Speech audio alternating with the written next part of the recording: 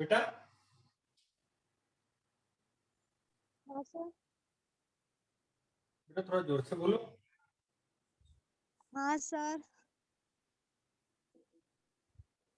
Retail management पहला concept पढ़ो, कौन सा है? पहला हेडिंग पढ़ो।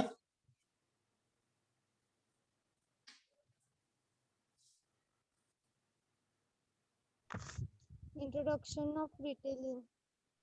Sorry, introduction of retailing. Okay.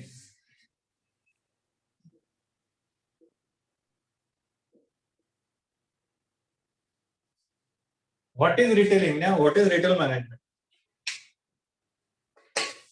Okay, देखिए, कंपनी में जो प्रोडक्ट बनता है, कंपनी में जो प्रोडक्ट बनता है, तो सप्लाई चेन मैनेजमेंट के कॉन्सेप्ट होते हैं, जिस कॉन्सेप्ट के थ्रू वो कंज्यूमर के पास पहुंचे।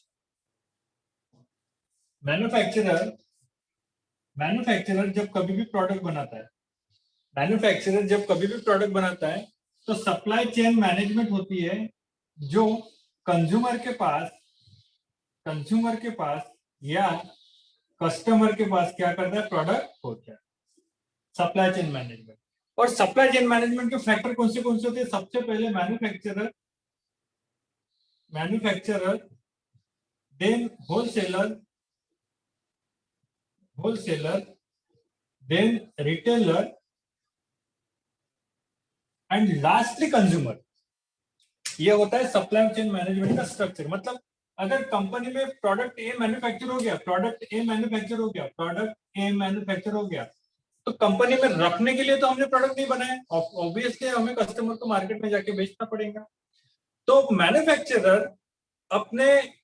अपने प्रोडक्ट को कस्टमर तक पहुंचाने के लिए सप्लाई चेन मैनेजमेंट का यूज करता है।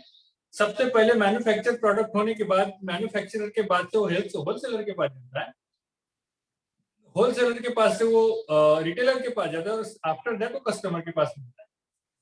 ठीक है, तो हमें पढ़ना है अभी रिटेल। मतलब इंडिया में रिटेल मैनेजमेंट का फ्यूचर क्या है? इंडिया में रिटेल मैनेजमेंट का फ्यूचर क्या है, वो हमें क्या करना है, देखना है। क्या करना है हमें? रिटेलर मतलब होता क्या है? देखिए, जो कस्टमर को प्रोडक्ट बेचता है, one who is selling product to customer. So retailer, this is the most important function in supply chain management. Retailer क्या होता है? रिटेलर एक बहुत इंपॉर्टेंट फंक्शन होता है सप्लाई चेन मैनेजमेंट का। विदाउट रिटेलर आप कोई भी प्रोडक्ट कस्टमर को नहीं बेच सकते हो।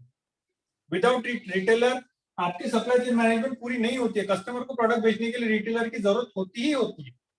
जैसे कि हमने देखा, हर 1000 लोगों पे, इंडिया में हर 1000 लोगों पे कितने शॉप है? 11 कस्टमर रिटेल शॉप। हर 1000, अगर रेशियो की अगर हम बात करते हैं, परसेंटेज की अगर बात करते हैं, तो हर 1000 लोगों पे कितना है? 11 रिटेल शॉप है। मतलब रिटेलर बहुत ज्यादा, जैसे देखिए एम्प्लॉयमेंट देता है। आप रिटेल आजू बाजू के रिटेल शॉप देखिए, वहां पे कोई ना कोई एक बंदा काम करता है। मतलब 11 रिटेल शॉप होंगे तो 11 लोगों को ड्यूटी जॉब मिलेगी। क्या हो सकता है किसी दुकान में दो दो रहे। तो रिटेल सेक्टर एक बहुत बड़ा सेक्टर है हमारे इंडिया में, जो क्या कर रहा है, ग्रो कर रहा है।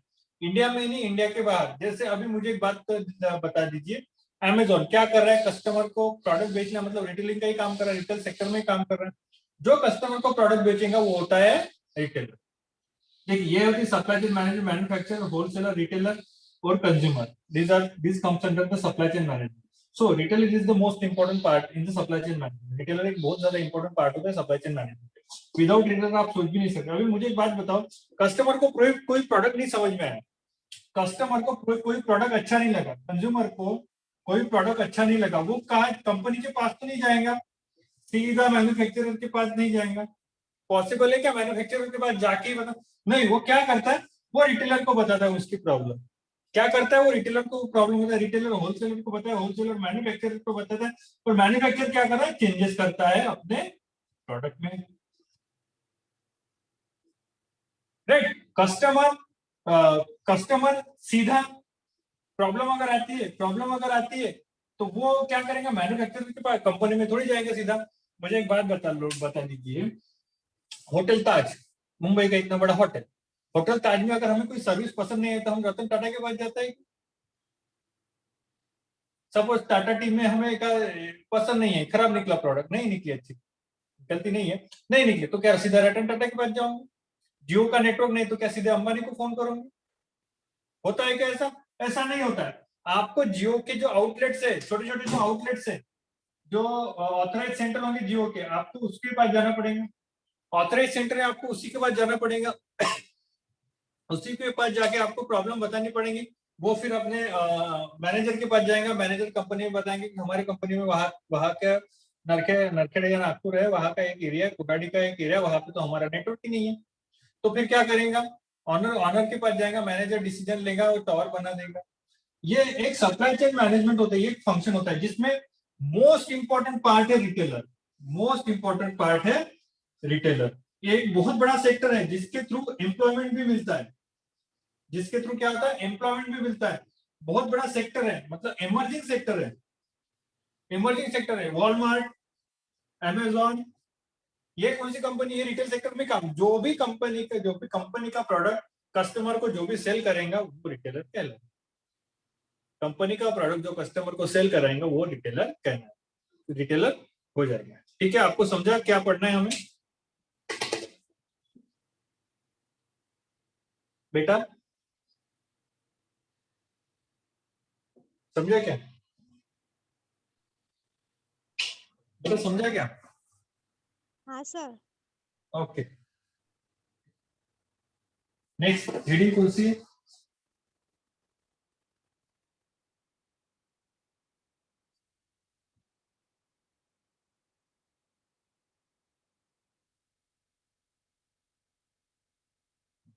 नेक्स्ट हेडिंग,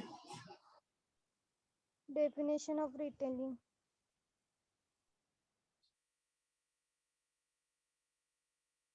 नेक्स्ट हेडिंग कौन सी है? Definition of retailing लिख के दिया है सर। कौन सी है? Definition of retailing. वो हो गया, नेक्स्ट पढ़िए, नेक्स्ट कौन सा हेडिंग है? Importance of retail marketing. Okay, point importance, point बताइए। Power of retail brand. Power of retailer. Power of Retail brand. Retail plant, Retail brand. Done. और and Power of retailer. Power of, उसके बाद का heading कौन सा? है। Sir first इसमें ही comma देके है, पावर ऑफ रिटेल ब्रांड और power of retailer.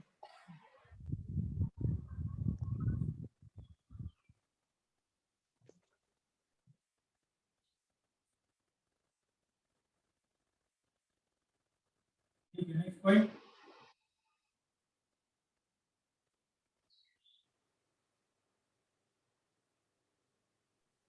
Computing point. customer. हाँ, Computing customer attention for the first time. Okay,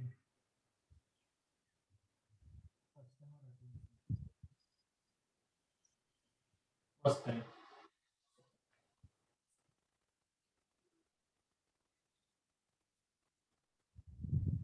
next point क्या है? Marketing to and engage audience.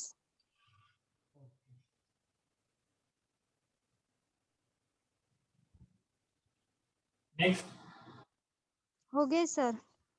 उसके बाद कौन सा हेडिंग है? Features of retailing. Features of,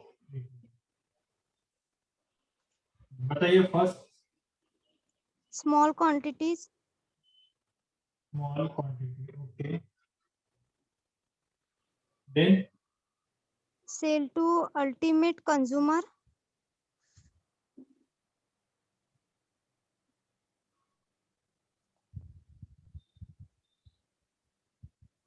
then Varieties of good.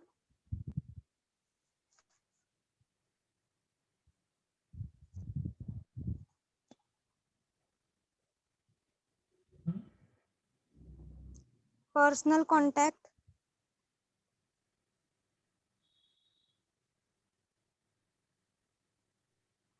Contract है, shop display,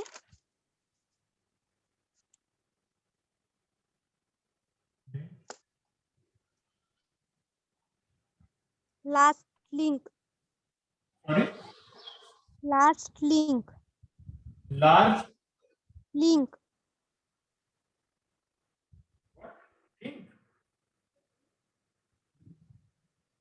link, ओके। नेक्स्ट क्या है? सर factory, लास्ट लिंक है, लार्ज ठीक है कोई नहीं, फर्क लास्ट लिंक। ठीक है कोई फर्क नहीं पड़ेगा। बताइए नेक्स्ट क्या है? factor influencing retail management consumer, heading है,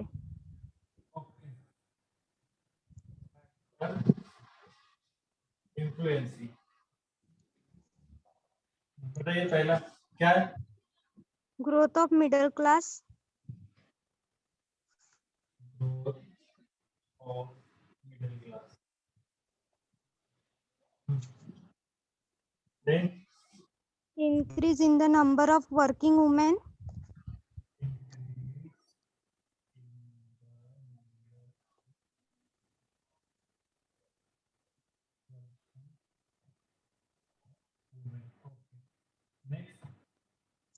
emerging rural market, सॉरी फिर से बता। emerging rural market,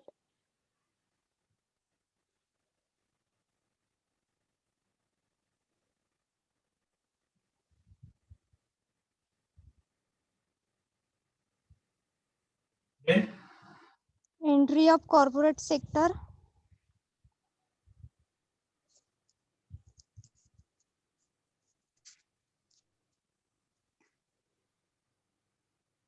next entry of foreign retailer,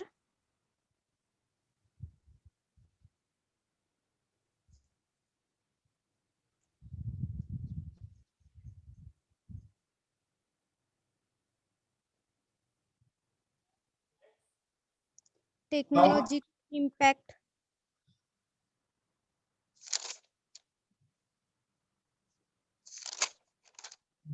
heading पढ़िए। challenges faced by retailers,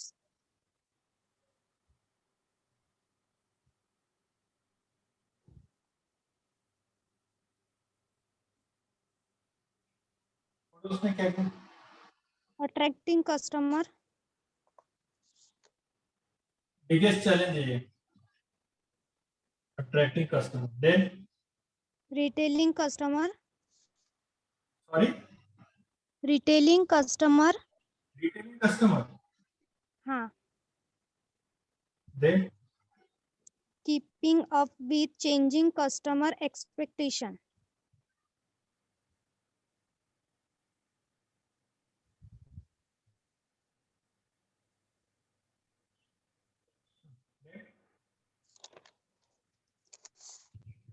encouraging digital and contactless payment,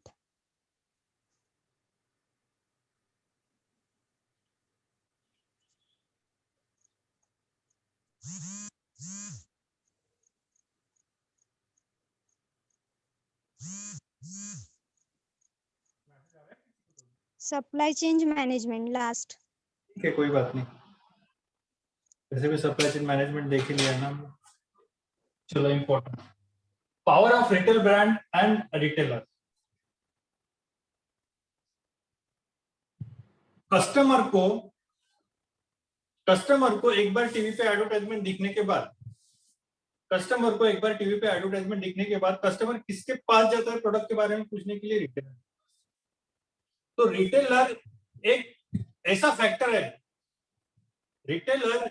factor है जो प्रोडक्ट के ब्रांड को बनाता है, प्रोडक्ट के इमेज को बनाता है, अगर वो बनाना चाहेगा। एक बार कोई भी कस्टमर, कोई भी ऑडियंस ने कोई भी टीवी पे या रेडियो पे या मोबाइल पे, इंटरनेट पे, कहीं पे भी अगर हम कोई भी प्रोडक्ट की एडवर्टाइजमेंट देते हैं, फॉर एग्जांपल अगर नया मोबाइल आया, नए मोबाइल को हमें अच्छा तो लगा है, बट हम क्लैरिफाई करने के लिए किसके पास जाते हैं, वो ब्रांड के बारे में पूछने के लिए किसके पास जाते हैं, कोई ना कोई रिटेलर के पास जाते हैं। सो उनका ये कहना है कि रिटेलर खुद ही एक इतना बड़ा ब्रांड है कि जो कोई भी ब्रांड की क्वालिटी को डिसाइड करने में क्या करता है, हेल्प करता है। कोई भी, हम सिर्फ इंडियन सेक्टर की, इंडियन रिटेल सेक्टर की बात कर रहे हैं। इंडियन रिटेल सेक्टर में हमारा मतलब हमारा थिंकिंग ऐसे रहती है, हमारी सोच ऐसी रहती है कि आजू बाजू के रिटेलर को हम पहचानते हैं, राइट। तो हमारी सोच ऐसी बनती है कि अगर कोई भी ब्रांड को हमने एक बार देखने के बाद, कोई भी एडवर्टाइजमेंट एक बार देखने के बाद, हम कोई ना कोई रिटेलर के पास जाके उसको पूछते हैं कि मुझे ये प्रोडक्ट खरीदना है, ये प्रोडक्ट सही है या गलत है। नेक्स्ट है कस्टमर अफेक्शन फर्स्ट टाइम। देखिए, कोई भी प्रोडक्ट लेना है, कोई भी प्रोडक्ट लेना है तो सबसे पहले हमारा कांटेक्ट रिटेलर के साथ ही आता है। तो रिटेल, सोच लीजिए आपके रिटेल मैनेजमेंट कितना ज्यादा इंपॉर्टेंट होगा सप्लाई चेन मैनेजमेंट। पहला, customer affection and first time, मतलब कस्टमर पहली बार प्रोडक्ट के बारे में किसी से जानता है तो वो सिर्फ और सिर्फ रिटेलर रहता है, वो सिर्फ और सिर्फ रिटेलर रहता है। मार्केटिंग एंगेज ऑडियंस, ये मतलब देखिए बहुत सारे अभी जो नए नए ब्रांड आए हैं, या फिर जब अगर हम करंट मार्केट सिनेरियो को अगर देखते हैं तो हर कंपनी अपने अपने क्या करते हैं, अपने अपने रिटेलर के ऊपर फोकस करते हैं, अपने अपने एरिया के रिटेलर के ऊपर क्या करती है, वो फोकस करती है, उनके बारे में वेल फोकस रहती है। क्यों? क्योंकि वो जानती है कि अगर मैंने रिटेलर को कन्विंस किया मेरा प्रोडक्ट बेचने के लिए, तो आपने भी कभी कभी ये सोचा होगा बेटा कि हम कभी कभी मोबाइल भी लेना है तो कोई ना कोई रिटेलर को पूछते हैं कि कौन सा अच्छा होगा कौन सा बुरा। अगर आप फार्मास्यूटिकल इंडस्ट्री में अगर आप देखते हो तो हम वो प्रोडक्ट नहीं खरीदते जो हमें चाहिए, हम वो टैबलेट नहीं खरीदते जो हमें चाहिए, हम वो टैबलेट खरीदते जो डॉक्टर लिख के देगा। तो एक एमआर 10 डॉक्टर के पास जाके उनको बोलेगा कि आप मेरा प्रोडक्ट लिख के दो, तो वो वही प्रोडक्ट लिख के देगा।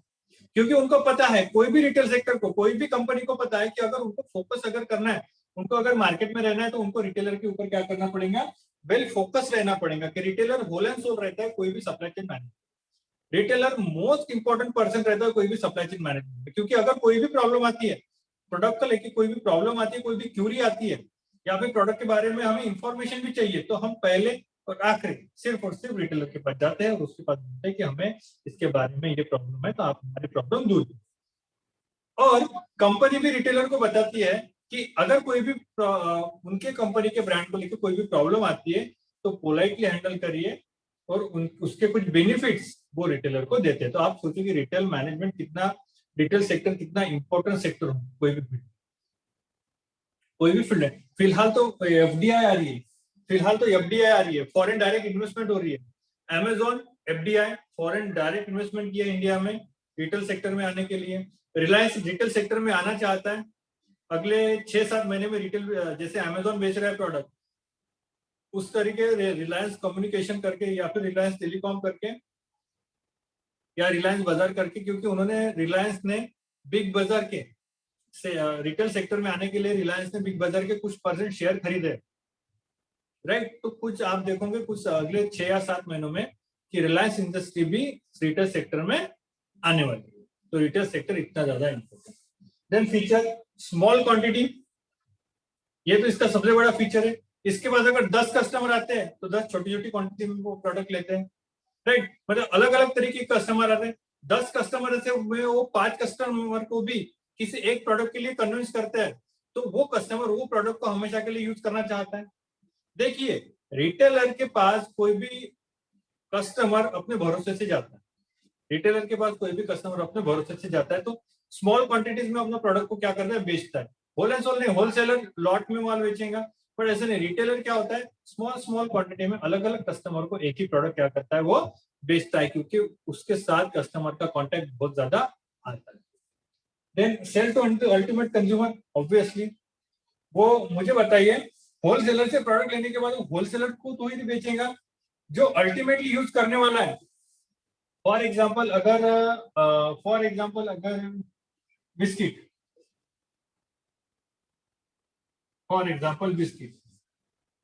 जिसे यूज करना है, जिसे खाना है, वही खरीदेगा नहीं। तो उसकी जो प्रेफरेंस होगी उसमें 50% डिसीजन कौन इन्फ्लुएंस करेगा, रिटेलर इन्फ्लुएंस करेगा। कौन इन्फ्लुएंस करेगा? रिटेलर इन्फ्लुएंस करेगा, करता ही है।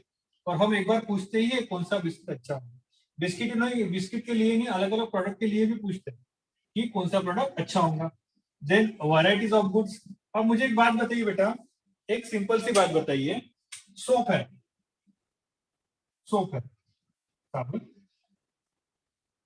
सिर्फ नहाने का साबुन कितने ज्यादा वैरायटी का रहता है, सिर्फ कपड़े धोने का साबुन कितने ज्यादा वैरायटी का मिल रहता है। मतलब उनका ये कहना है आपको एक ही प्रोडक्ट अलग अलग वैरायटी में किसके पास मिलेंगे?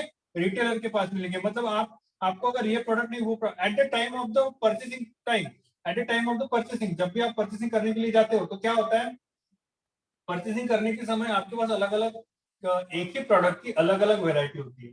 फॉर एग्जाम्पल अगर आप किसी मोबाइल शॉपिंग में जाते हो, वो आपको एयरटेल भी बेचेगा, वो आपको रिलायंस भी बेचेगा, वो आपको वोडाफोन आइडिया भी बेचेगा, वो आपको बीएसएनएल भी बेचेगा, बीएसएनएल भी बेचेगा। मतलब उसके पास जितने भी टेलीकॉम सेक्टर में काम करने वाली कंपनियां हैं, वो सारे सेक्टर की कंपनियों के प्रीपेड पोस्टपेड सारे प्लान उसके पास क्या होंगे?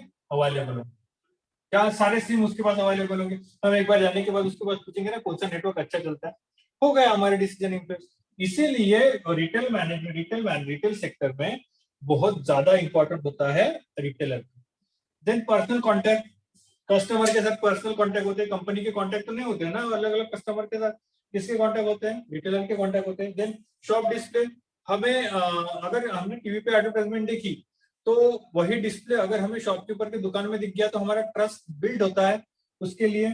देन लार्ज लिंक, अगर एक बड़ी रिटेलर शॉप है, दो तीन एरिया मिलके एक ही अगर रिटेलर शॉप है तो उसकी लिंक कैसे रहती है? बहुत बड़ी रहती है। उसकी लिंक कैसे रहती है? बहुत बड़ी रहती है। वो लार्ज कस्टमर को, वैरायटी ऑफ कस्टमर को क्या करता है? एक ही समय पे हैंडल करता है। इसलिए रिटेलर एक बहुत इंपॉर्टेंट फैक्टर है सप्लाई चेन मैनेजमेंट में, राइट। हमारे डिसीजन को भी इंफ्लुएंस कर सकता है रिटेलर, हमारे डिसीजन को भी क्या कर सकता है? इंफ्लुएंस कर सकता है retailer.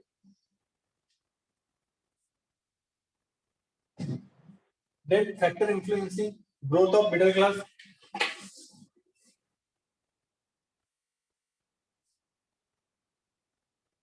Growth of middle class.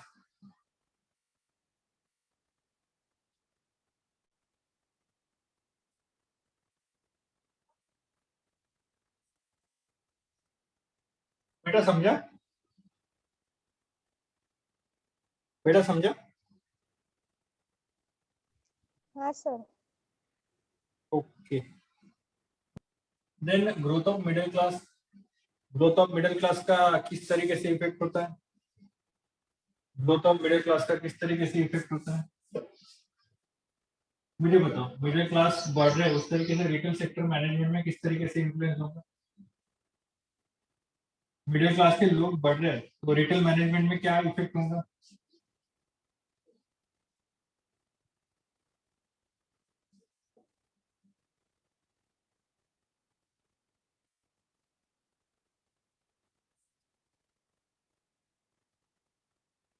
बेटा मिडिल क्लास अगर बढ़ रहे हैं तो क्या इफेक्ट होगा?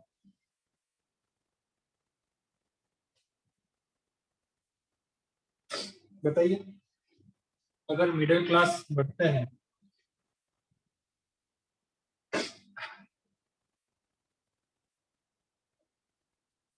अगर एक सोसाइटी में 100 मिडिल क्लास फैमिली है, एक सोसाइटी में 100 मिडिल क्लास फैमिली और एक सोसाइटी में 1000 मिडिल क्लास फैमिली, राइट। तो जितने ज्यादा मिडिल क्लास, जितने ज्यादा मिडिल क्लास उतनी ज्यादा क्या होंगी? उतने ज्यादा क्या होंगी? उतने ज्यादा क्या होंगे? कस्टमर मिलेंगे। इसलिए जितनी ज्यादा ग्रोथ मिडिल क्लास की होगी उतनी ज्यादा ग्रोथ रिटेल मैनेजमेंट में होगी, क्योंकि जितने ज्यादा मिडिल, बेटा एक देखिए, हम जो मिडिल क्लास लोग होते हैं, लोअर मिडिल क्लास ले लो, अपर मिडिल क्लास ले लो, वो रिटेलर के पास जाके प्रोडक्ट खरीदते हैं। और जो अपर कास्ट होते हैं, जो अपर कास्ट होते हैं वो मॉल में जाके प्रोडक्ट खरीदते हैं। इसलिए मिडिल क्लास फैमिली जितनी ज्यादा बढ़ेंगी उतना ज्यादा रिटेल सेक्टर बढ़ेगी। और एक बात ऐसा है कि रिटेल सेक्टर और ज्यादा ग्रो करेगा। Increase number of working woman, ये बाद में देखेंगे। इमर्जिंग रूरल मार्केट, देखिए रिटेल शॉपों में कहाँ मिलता है, रिटेल शॉपों में कहाँ मिलता है, रिटेल शॉपों में कहाँ मिलता है, सोसाइटीज में। कहाँ मिलता है, कहाँ मिलता है, सोसाइटीज में। जैसे आप हमारे एरिया में देखिए, as compare to Nagpur, rural area में ज्यादा से ज्यादा क्या मिलता है, रिटेलर आपको दिखेंगे। हर दो तीन घर छोड़ने के बाद आपको क्या मिलेंगे, रिटेल मिलेंगे। मतलब रिटेल सेक्टर ज्यादा से ज्यादा बढ़ रहा है। एंट्री ऑफ कॉर्पोरेट सेक्टर, देखिए जैसे ही अमेजोन आया, जैसे ही अमेजोन आया, जैसे ही अमेजोन आया, फिर क्या हुआ, फ्लिपकार्ट आया,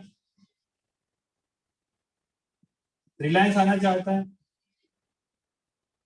टाटा नहीं आना चाहते, रिलायंस आना चाहता है। मतलब जितने ज्यादा कॉर्पोरेट सेक्टर रिटेल इंडस्ट्री में आएंगे उतना ज्यादा कंपटीशन बढ़ेगा, और जितना ज्यादा कंपटीशन मिलेगा उतना ज्यादा फायदा कस्टमर। देखिए पहले कैसा था, पहले जियो आने से पहले कैसा था, टेलीकॉम सेक्टर में हमें 250-300 रुपए का महीने का डाटा लेना पड़ता था। बट कंपटीशन बढ़ गया, जियो आया, कंपटीशन बढ़ गया, फायदा किसका हो, कस्टमर का हुआ। इसीलिए एंट्री ऑफ कॉर्पोरेट सेक्टर, जितने ज्यादा कॉर्पोरेट सेक्टर आएंगे रिटेल इंडस्ट्री में उतने ज्यादा प्रोडक्ट हमें मिलेंगे। Then entry of foreign retailer, Amazon को हमने परमिशन दी, फ्लिपकार्ट को हमने परमिशन दी, फ्लिपकार्ट इंडिया के बाहर की है शायद, अमेजोन, ये छोड़ो, अमेजोन को हमने परमिशन दी, अमेजोन को क्या बोला, आप इंडिया में आओ और आप इंडिया में आके बिजनेस करो, राइट। मतलब फॉरेन प्लेयर जितने ज्यादा आएंगे उतने ज्यादा अच्छा होगा। देखो टेलीकॉम सेक्टर में स्पेसएक्स भी आना चाहता है, टेलीकॉम सेक्टर में इंडिया में स्पेसएक्स भी आना चाहता है। उन्होंने गवर्नमेंट के पास परमिशन के लिए अर्जी डाल दी है गवर्नमेंट के, बट गवर्नमेंट परमिशन नहीं दे रहा है, पता नहीं क्यों नहीं दे रहा है, या फिर थोड़े दिनों में देगा। बट स्पेसएक्स ये अगर ये भी आ गई तो 150 रुपए में नहीं, 100 रुपए में ही महीने का प्रोडक्ट मिलेगा 1.5 GB, या फिर हो सकता है उससे भी कम मिले। तो अल्टीमेटली अगर जितने प्लेयर्स बढ़ेंगे, जितने फॉरेन प्लेयर्स बढ़ेंगे, उतना ज्यादा फायदा किसका होगा, कस्टमर का होगा। जितना ज्यादा फायदा कस्टमर का उतना ज्यादा फायदा रिटेलर का होगा, क्योंकि हम डायरेक्ट कंपनी के पास तो कोई प्रोडक्ट खरीदने के लिए नहीं जाएंगे, बीच में कौन है, कौन है बीच में, रिटेलर है। हम रिटेलर के पास ही जाएंगे ना कोई प्रोडक्ट खरीदने के लिए। तो जितना ज्यादा कंपनी आएंगी, जितना ज्यादा फॉरेन इंडस्ट्री आएंगी, जितना ज्यादा फॉरेन कंपनीज काम करने के लिए आएंगी, उतना ज्यादा फायदा कस्टमर का।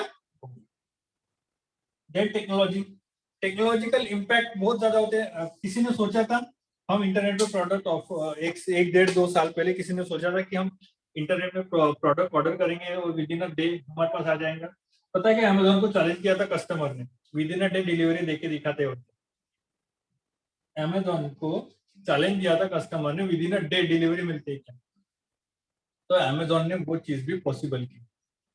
अमेजोन ने 1 डे डिलीवरी भी दिया, जिस दिन आपने प्रोडक्ट ऑर्डर किया है उसी दिन डिलीवरी भी होती है अमेजोन की कोई भी प्रोडक्ट की। मतलब आप देखो कंपटीशन कितना बढ़ गया, रिटेल सेक्टर ही है, कस्टमर को प्रोडक्ट बेच ही रहा है, राइट। तो टेक्नोलॉजी जितनी ज्यादा फास्ट हो गई, देखो इसका फायदा कस्टमर को ही होता है ना। 10 दिन लेट कोई भी प्रोडक्ट मिलने के बजाय अगर 10 दिन पहले कोई भी प्रोडक्ट मिलता है तो मैं उसको यूटिलाइज अच्छे से कर सकता हूँ ना, मैं उसको, ये टेक्नोलॉजी का क्या होता है, इम्पैक्ट होता है कोई भी sector. Then challenges face by the retailer, attracting customer. अभी एक कस्टमर होता है बट उसको अट्रैक्ट करने के लिए बहुत सारे रिटेलर आ जाते हैं। अभी देखो कितने ज्यादा रिटेलर बढ़ गए। आप अपने आजू बाजू किसी अगर आपको कोराडी, कौन सा कोराडी रोड का जो मार्केट है, अगर आप देखोगे तो वहां पे कितने सारे दुकान हो गए, कितने सारे दुकान हो गए। जहां से हम मंदिर के लिए पलटते तो वहां पे कितने सारे दुकान हो गए, मुझे एरिया का नाम नहीं पता है, कितने सारे दुकान हो गए वहां पे। तो उन्होंने ये कहा है कस्टमर को अट्रैक्ट करना बहुत ज्यादा चैलेंजिंग है, कस्टमर को अट्रैक्ट करना बहुत ज्यादा चैलेंजिंग है। हर कोई कंपनी एडवर्टाइजमेंट करती है, हर कंपनी नई नई एडवर्टाइजमेंट करती है, हर कंपनी कैसे नई नई एडवर्टाइजमेंट करती है, किसको अट्रैक्ट करने के लिए, कस्टमर को अट्रैक्ट करने के लिए, कस्टमर को अट्रैक्ट करने के लिए हम लिए। बट हर कोई का सक्सेस नहीं हो पाता है कस्टमर को अट्रैक्ट करने के लिए, अट्रैक्टिंग कंज्यूमर। मैंने क्या कहा आपको कि अगर आप देखते हो तो रिटेल शॉप बहुत ज्यादा बढ़ गई है तो कस्टमर की डिमांड भी बढ़ जाती है, राइट। अगर रिटेल शॉप बढ़ गई, कस्टमर की डिमांड बढ़ गई, एक ही बात हो गई ना, कस्टमर की डिमांड बढ़ जाएंगी, रिटेल शॉप बढ़ जाएंगी। तो हर कस्टमर को अट्रैक्ट करना एक बहुत बड़ा चैलेंजिंग टास्क हो गया है, राइट। हम हर कस्टमर को अट्रैक्ट, क्योंकि जितने ज्यादा अलग अलग कस्टमर रहेंगे उतने उतने ज्यादा उनकी प्रेफरेंसेस क्या रहती है, अलग अलग रहती है, उतने ज्यादा उनकी प्रेफरेंसेस क्या रहती है, अलग अलग रहती है। हमें सारे प्रेफरेंस को क्या करना पड़ता है, मैनेज करके चलना पड़ता है। सारे प्रेफरेंस को क्या करना पड़ता है, हमें मैनेज करके चलना पड़ता है। तो अट्रैक्टिंग कस्टमर, कस्टमर को अपनी तरफ खींचना या फिर कस्टमर को अट्रैक्ट करना एक बहुत बड़ा चैलेंजिंग टास्क हो गया। Then retailing customer. Retailing customer मतलब सेल प्रोडक्ट। रिटेलिंग मतलब क्या होता है, सेल प्रोडक्ट। सेल प्रोडक्ट बेटा कभी कभी ऐसा होता है कि हम रिटेलर को देख के भी वो दुकान में जाते या नहीं जाते, राइट। अगर कोई ऐसे दुकान वाला होगा जो हमारे साथ ठीक से बात, कोई ऐसा रिटेलर होगा जो हमारे साथ ठीक से बात नहीं करता होगा, तो हम उसके दुकान में नहीं जाते हैं, क्योंकि हमारे पास ऑल्टरनेटिव अवेलेबल होते हैं। हम अगर हम इसके पास नहीं तो किसी और के पास जाते हैं। Keeping up with the cost customer expectation, ये बहुत बड़ा चैलेंजिंग टास्क है। ये देखिए दिन ब दिन क्या होते जा रहे हैं, A B C D E, अलग अलग कस्टमर है, अलग अलग कस्टमर के अलग अलग एक्सपेक्टेशन है। अब ये 5 कस्टमर के 5 एक्सपेक्टेशन होंगे तो उसको पूरा करना चैलेंजिंग हो रहा है, उसको पूरा करना चैलेंजिंग हो रहा है। आप अगर कस्टमर 150 में प्रोडक्ट बेच रहा है 1 महीने का, नहीं 100 में बेचेगा, फिर भी उसको 50 में चाहिए, फिर भी उसकी डिमांड और उसकी एक्सपेक्टेशन बदलती रहती है। तो उस बदलते हुए एक्सपेक्टेशन के साथ कस्टमर के एक्सपेक्टेशन को मैच करना हर किसी रिटेलर के बस की बात नहीं होती, क्योंकि उनके जो डिमांड है, उनकी जो एक्सपेक्टेशन है वो हमेशा क्या होती रहती है, चेंज। Then encouraging contact. अभी देखो बेटा, टोटल जीडीपी के बहुत सारा कंट्रीब्यूशन गुजरात का रहता है। टोटल जीडीपी इससे बहुत ज्यादा कंट्रीब्यूशन हमारा कहा रहता है, गुजरात का रहता है। बट आप देख लो हर दूसरा तीसरा बिजनेसमैन गुजराती है। गौतम अदानी गुजराती है, अंबानी गुजराती है, और तो और बहुत सारे ऐसे लोग हैं गुजराती है। तो और हमारे जीडीपी के लिए कंट्रीब्यूशन जो है वो गुजरात से बहुत ज्यादा है। बट स्टिल गुजरात के लोग डिजिटल पेमेंट पे उतना भरोसा नहीं करते, डिजिटल पेमेंट पे उतना encouraging digital and contact lens payment, digital payment पे उतना ज्यादा भरोसा नहीं करते। अभी भी आप देख लो, आप गूगल पे के लिए अगर कहीं पे भी जाते हो और बोलते हो कि मुझे गूगल पे करना है, तो पहले ये बोलता है नहीं पैसे दे दो, गूगल पे नहीं हो सकता, राइट। तो ये अनदर चैलेंजिंग टास्क है। टेक्नोलॉजी तो बढ़ गई आगे, टेक्नोलॉजी तो कैशलेस पेमेंट पे बढ़ गई है, बट उस टेक्नोलॉजी के साथ आगे बढ़ना ये एक बहुत बड़ा चैलेंजिंग टास्क हो गया है कोई भी कस्टमर के, कोई भी रिटेलर के लिए बहुत बड़ा चैलेंजिंग टास्क हो गया है, क्योंकि रिटेलर इजीली ट्रस्ट नहीं कर पाता ना बेटा। अब उसको इंडिया में 99% अगर आप 2000 जब से ये नोटबंदी आया, डिमोनेटाइजेशन आया, उसके पहले इंडिया में 90% बिजनेस कैश पे चलते थे। 95 ले लो या 96 97% बिजनेस ले लो, कैसे चलते थे वो, कैसे चलते थे वो, कैश के साथ चलते थे। बट कैशलेस पेमेंट आने के बाद हर कोई रिटेलर उस पर ट्रस्ट नहीं कर पाता, हर कोई रिटेलर उस पर ट्रस्ट नहीं कर पाता, जो एक बहुत बड़ा चैलेंजिंग टास्क है, क्योंकि टेक्नोलॉजी तो बदल चुकी है। हमें क्या करना पड़ेगा, हमें वो टेक्नोलॉजी के साथ मैच होना पड़ेगा, कॉन्टेक्टलेस पेमेंट के साथ आगे बढ़ना पड़ेगा, जो कि रिटेलर जल्दी से ट्रस्ट नहीं करता। हो गया, आज बहुत बड़बड़ हो गया बेटा, हो गया क्या, समझा? सर हाँ, importance of retail marketing repeat करो ना एक बार। इम्पोर्टेंस ऑफ रिटेल मार्केटिंग, वो जो पहले पॉइंट है वो। हाँ, power of retail brand, power of retailer. दूसरा क्या है, दूसरा point? Computering customer attention for the first time.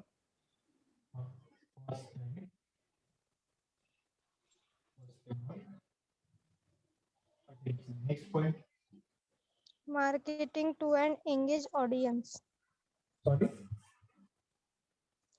Marketing to and engage audience.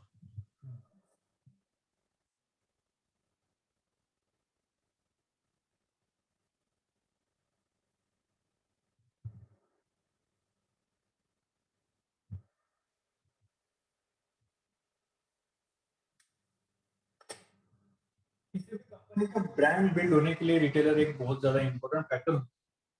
किसी भी कंपनी का ब्रांड बिल्ड होने के लिए सबसे इंपॉर्टेंट फैक्टर होता है रिटेलर। क्योंकि अगर एक बार हम कोई भी टीवी पे, रेडियो पे, न्यूज़पेपर में एडवर्टाइजमेंट देखते हैं, उसके बाद हम कस्टमर रिटेलर के पास जाके पूछता है कि जो प्रोडक्ट मैंने देखा है वो प्रोडक्ट कैसा है। तो एक ब्रांड इमेज बिल्ड करने के लिए, एक power of brand image build करने के लिए रिटेलर का एक बहुत इंपॉर्टेंट क्या होता है पार्ट। सप्लाई चेन मैनेजमेंट में कस्टमर सिर्फ और सिर्फ रिटेलर के साथ कांटेक्ट करता है। कस्टमर अपना फीडबैक किसे देता है? कस्टमर अपना फीडबैक सिर्फ और सिर्फ रिटेलर को देता है। तो रिटेलर होलसेलर को, होलसेलर मैन्युफैक्चरर को, और मैन्युफैक्चरर चेंजेस करता है। तो ब्रांड बिल्ड करने के लिए, ब्रांड इमेज बिल्ड करने के लिए कस्टमर एक बहुत इंपॉर्टेंट क्या होता है फैक्टर होता है। After that first customer attention. मुझे एक बात बताओ, हम प्रोडक्ट खरीदने के लिए रिटेलर के पास जाते हैं, जो हमें प्रेफरेंस चाहिए हम रिटेलर को बताते हैं। रिटेलर किसी भी प्रोडक्ट की हमारे सामने तारीफ करके बताता है कि ये प्रोडक्ट अच्छा है, वो प्रोडक्ट, मतलब हमारा फर्स्ट अटेंशन कौन होता है? रिटेलर होता है। जो रिटेलर प्रोडक्ट बोलता है वही प्रोडक्ट को हम क्या करते हैं? खरीदते हैं। क्योंकि हर कोई प्रोडक्ट अच्छे होते हैं, वो हर कोई प्रोडक्ट बेच सकता है, बट वो वही प्रोडक्ट बेचता है जो बेचना चाहता है, जिसके थ्रू उस कंपनी की क्या होती है? ब्रांड इमेज बनती है। क्या होती है? उसकी ब्रांड इमेज बनती है। और फर्स्ट टाइम हम किसी के पास जाते हैं, हम कंपनी में प्रोडक्ट खरीदने के लिए नहीं जाते, हम होलसेलर के पास प्रोडक्ट खरीदने के लिए नहीं जाते, हम किसके पास प्रोडक्ट खरीदने के लिए जाते हैं? हम रिटेलर के पास प्रोडक्ट खरीदने के लिए जाते हैं। इसलिए customer first contact with retailer, किसके साथ कॉन्टैक्ट होता है? उसका फर्स्ट रिटेलर के साथ कॉन्टैक्ट होता है। And then audience है ना, सॉरी, मार्केटिंग, एंगेज, राइट। हाँ, देखिए होलसेलर एक बार प्रोडक्ट बेच देगा, महीने में आपको, बट रिटेलर को डे टू डे बेसिस पे वेराइटी ऑफ कस्टमर को वेराइटी ऑफ प्रोडक्ट क्या करने, बेचने पड़ते हैं। मतलब सबसे ज्यादा एंगेज कौन रहता है? रिटेलर रहता है। सबसे ज्यादा ग्रोइंग सेक्टर अगर कोई यही होगा वो रिटेल सेक्टर ही है। और हमारे जीडीपी में कंट्रीब्यूशन भी बहुत ज्यादा है, एम्प्लॉयमेंट भी बहुत ज्यादा जनरेट करता है। आप देख लोगे, अगर मैंने आपको बोला 1000 लोगों पे 11 दुकानें, तो 11 दुकानों में 11 एम्प्लॉय आपको दिखा, ठीक है, एक आधा एक्सेप्शन मिल जाएगा, पर 10 लोग वहां पे काम करने वाले मिल जाते हैं। मतलब एम्प्लॉयमेंट बहुत ज्यादा होता है। अमेजोन अगर काम कर रहा है, राइट, तो अमेजोन के जितने भी सेल्स बॉय है, कुरियर बॉय, डिलीवरी बॉय है, उनको क्या मिला? उनको एम्प्लॉयमेंट मिला। इसलिए रिटेल सेक्टर एक बहुत इंपॉर्टेंट सेक्टर है जो आपके जीडीपी के लिए भी कंट्रीब्यूट करता है, राइट? राइट बेटा? हेलो, हाँ सर, समझा? हाँ।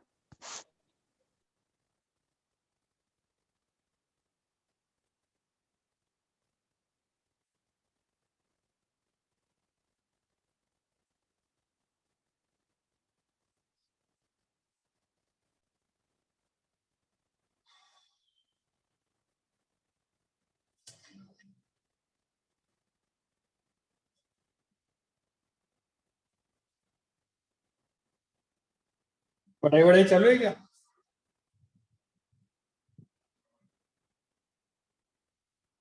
बेटा? हाँ ना हाँ, सर, असाइनमेंट लिखना चालू है ना। Good good. असाइनमेंट लिखना चालू है? हाँ। हाँ, अरे बाप रे बेटा, आई थिंक नेक्स्ट मंथ के फर्स्ट वीक में, एग्जाम होगी। हाँ, मैं वैसे कंफर्म करूंगा मेरे सर से, मैं वैसे कंफर्म करूंगा नीलेश सर से, बट आप कंसिडर करके चलिए कि नेक्स्ट मंथ के फर्स्ट वीक में आपकी एग्जाम होगी। इसीलिए तो और सर आप, जल्दी जल्दी सब कंप्लीट कर रहे हैं। हाँ प्लीज सब कंप्लीट करिए, आप क्लियर कट फोकस। और बेटा ऐसा मत सोच के चलिए कि ऑनलाइन एग्जाम है तो हो जाएगा। Please don't under estimate your exam. Online exam है तो एमसीक्यू है, सॉल्व कर लेंगे, लिखना नहीं पड़ता, सॉल्व कर लेंगे। प्लीज ये सोच के मत चलो, ये सोच के ग्रेजुएशन तो हो जाएगा बट बेटा कुछ सीख नहीं पाओ। सीईटी की तारीख निकल गई है अभी। सर बोले सीईटी चेक करते रहना, बोले सीईटी और एटमा। हाँ हाँ। हाँ, ये दो एग्जाम होती है, दोनों एग्जाम देना। सीईटी सी और एटमा, ATMA,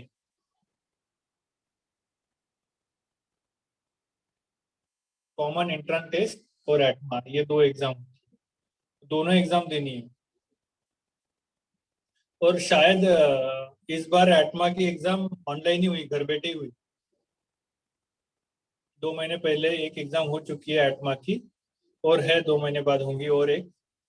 तो देखो ऑनलाइन ही होंगी एग्जाम। और बेटा बहुत टफ रहेगी।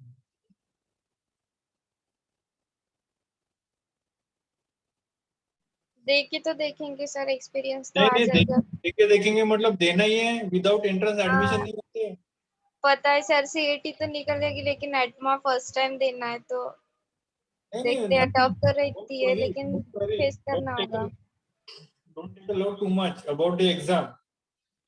एंजाइटी हो जाती है। आधे लोग तो इस हिसाब से कोई भी एग्जाम अच्छे से क्रैक इसलिए नहीं कर पाते कि एंजाइटी हो जाती है। पढ़ाई तो सब कुछ हो जाती है, पढ़ तो सब कुछ लेते हैं, सब कुछ पढ़ लेते हैं, but at the time of exam they are having anxiety problem. Tension लेते, टेंशन लेते, अंदर ही अंदर उनका वो सब कुछ खत्म हो जाता है उनका, टेंशन लेने के कारण। ऐसा मत करना, रिलैक्स, जस्ट रिलैक्स। देखेंगे अच्छा ही होगा। ये कॉलेज नहीं तो वो कॉलेज। आपको थोड़ी मेडिकल एंट्रेंस है कि आपको नागपुर मेडिकल कॉलेज ही चाहिए, कुछ भी हो जाए, ऐसा तो नहीं है ना। नहीं। नहीं कि नहीं। हमारे पास ऑप्शन ही ऑप्शन है, जो अच्छा कॉलेज दिखेगा वो कॉलेज में जाएंगे। और वैसे भी 2015 से ओपन कैंपस होते हैं। ओपन कैंपस मतलब कोई एक कॉलेज में कैंपस रहता है, और जितने भी कॉलेजेस है आरटी यूनिवर्सिटी के, हर कॉलेज में नोटिस जाता है, आपको वो कॉलेज में जाके क्या करना पड़ता है, कैंपस देना पड़ता है। तो इसलिए कोई प्रॉब्लम है ही नहीं, इसलिए कोई प्रॉब्लम है ही नहीं, राइट।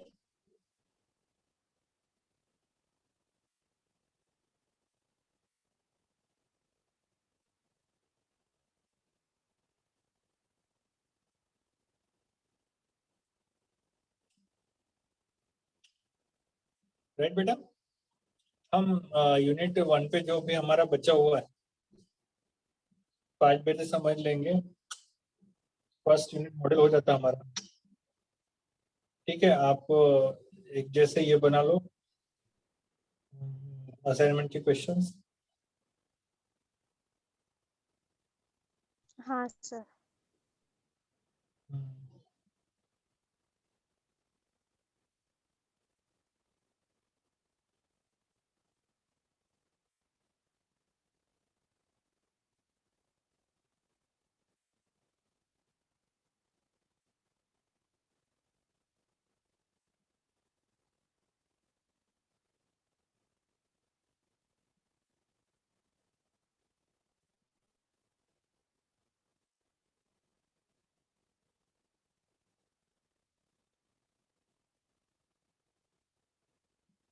बाकी अश्विनी एक आध बार आती है, नंदिनी आती नहीं, और कौन था क्लास में,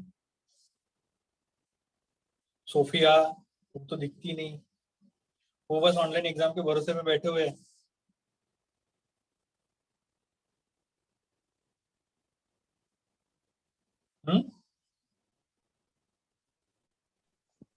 हाँ सर। ऑनलाइन एग्जाम के भरोसे में, ऑनलाइन एग्जाम के भरोसे में बैठे हुए हैं सब। सर उनको पता है फिर भी वो ज्वाइन बट नहीं क्या, करते। प्रॉब्लम है बोलना, क्योंकि मैं मार्क नहीं भेजूंगा प्रोजेक्ट के, बाकी सबको कॉल करके बता दो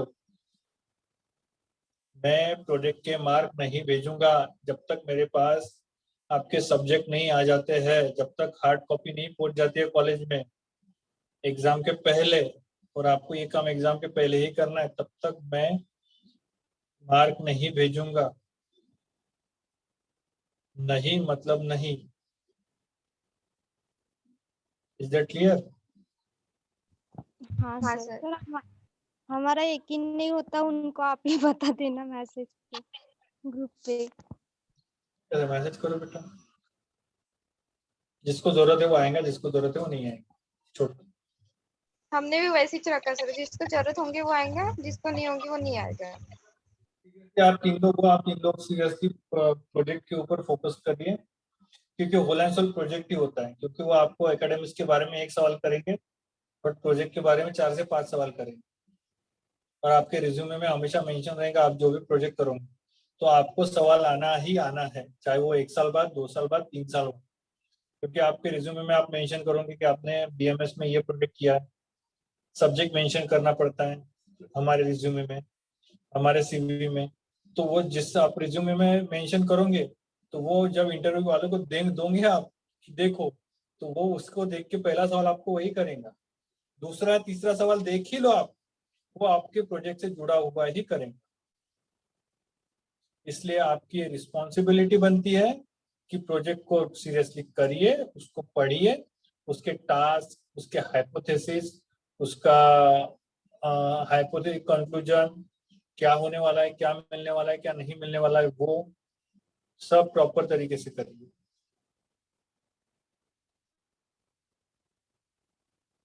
राइट? हाँ सर। हाँ, अदरवाइज आफत ही आफत है।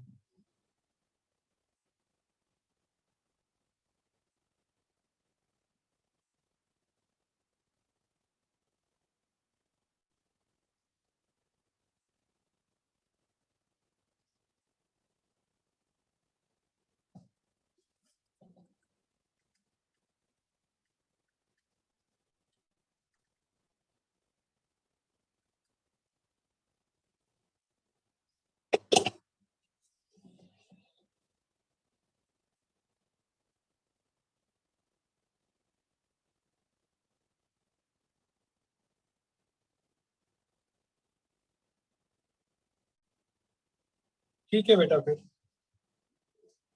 मिलते हैं 5 बजे। हाँ सर।